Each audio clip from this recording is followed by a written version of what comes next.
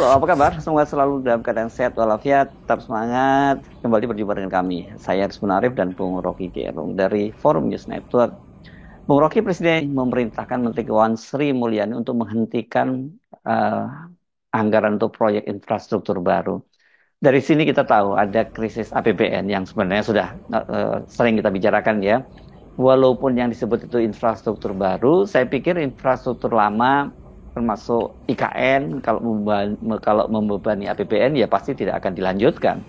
Ya, judul beritanya sendiri sudah memperlihatkan semacam value di dalam persaingan antara Pak Prabowo dan Pak Jokowi. Walaupun kita tidak sebut itu sebagai persaingan politik, tetapi hal yang diucapkan Pak Prabowo yaitu hentikan, meminta Sri Mulyani menghentikan anggaran yang untuk membiayai infrastruktur, itu penanda bahwa ada krisis di dalam APBN kita. Sementara Pak Jokowi menginginkan infrastruktur itu diteruskan oleh Prabowo. Kan itu intinya ketika Presiden Prabowo mengatakan bahwa dia akan meneruskan kebijakan Presiden Jokowi, tentu semua orang menganggap bahwa yang diteruskan yang masuk akal. Kan nggak mungkin nerusin perpanjangan jalan tol sementara APBN kita bolong gitu. Nggak mungkin meneruskan IKN sementara gizi anak-anak itu tidak terpenuhi. Kan saya kira itu yang konsisten pada Presiden Prabowo, yaitu dia sudah berjanji untuk melihat lebih awal apa yang menjadi problem dari APBN kita. Apakah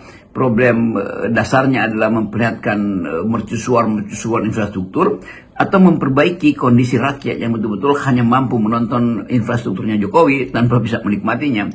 Kan setiap ambisi politik itu batasnya adalah APBN, gampang aja tuh. Apalagi kalau Pak Prabowo belum sepenuhnya menjaminkan bahwa akan ada anggaran yang cukup di APBN 2025 untuk membiayai infrastruktur.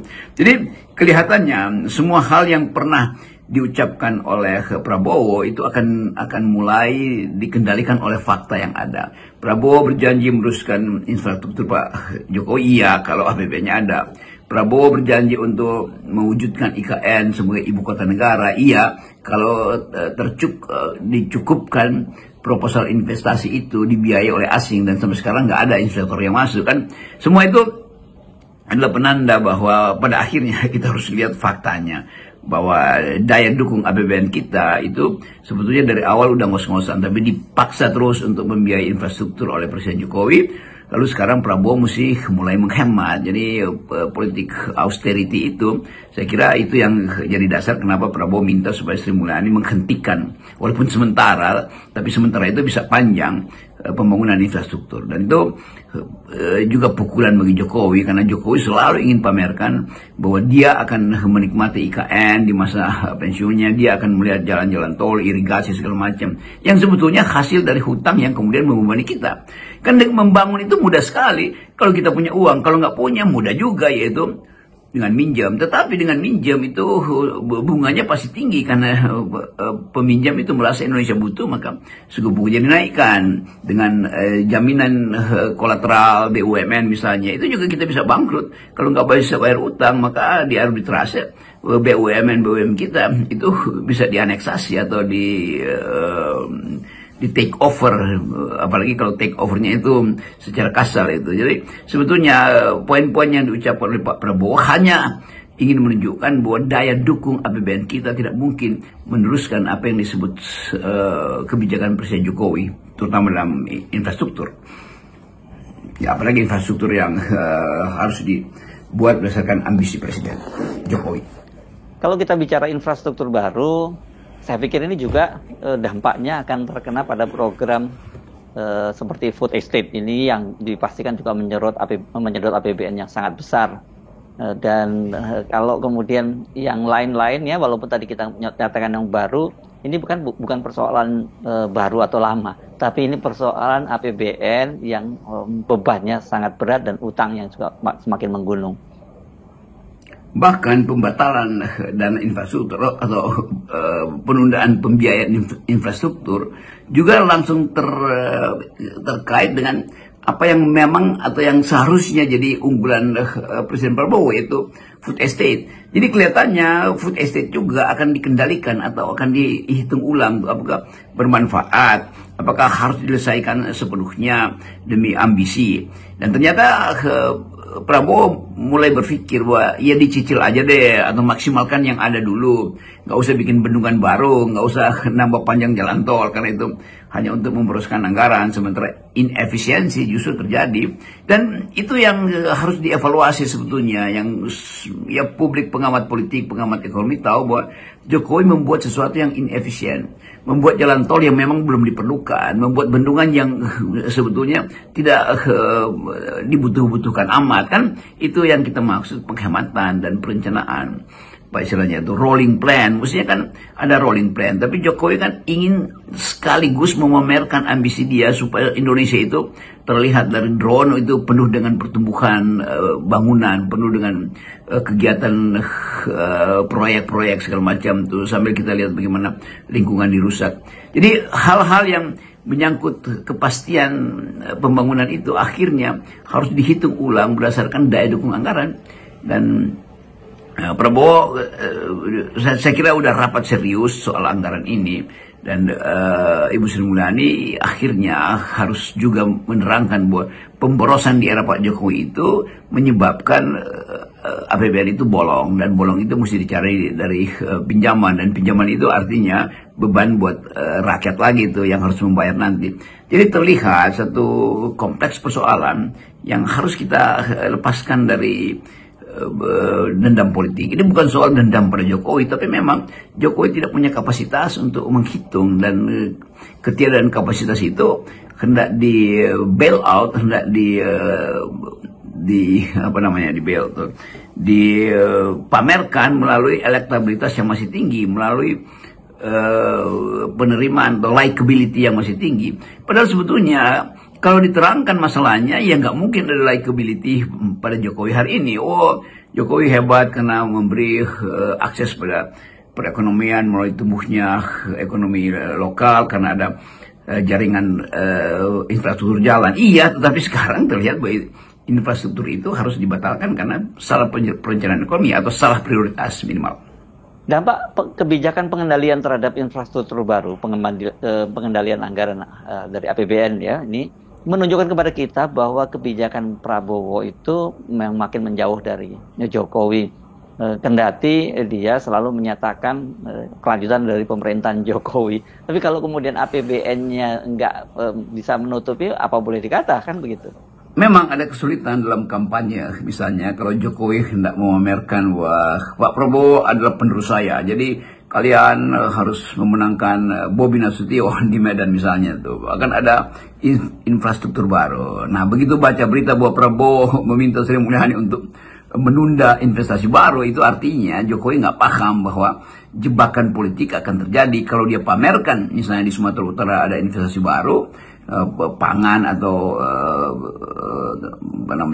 jaringan perhubungan, bendungan segala macam, lalu orang memperlihatkan fakta itu bahwa bohong Pak Jokowi ini, kata Pak Prabowo akan dihentikan kok dana investasi itu, lalu terjadi ketegangan politik, lalu orang anggap ya FNN mengompori. Bukan, ini memang satu fakta yang sudah terjadi bahwa Prabowo akhirnya mulai berbeda dengan Jokowi. Kan nggak mungkin terus menerus selama 5 tahun itu sama. Itu yang kita duga dari awal, yang kita analisis terus menerus bahwa akan ada perbedaan itu. Lalu orang menganggap kita sedang mengadu domba antara Pak Jokowi dan Pak Prabowo. Padahal sebetulnya secara metodologi setiap pemerintahan baru dia akan mengevaluasi pemerintahan sebelumnya, karena pasti ada bolong di dalam pemerintahan sebelumnya, karena itu harus diperbaiki. Nah, memperbaiki itu juga termasuk membatalkan, kira-kira itu. Jadi udah itu Basir juga akan mulai mencari cara seolah-olah Prabowo sedang dibenturkan dengan Jokowi. Padahal sebetulnya yang terjadi adalah APBN yang akan membatalkan ambisi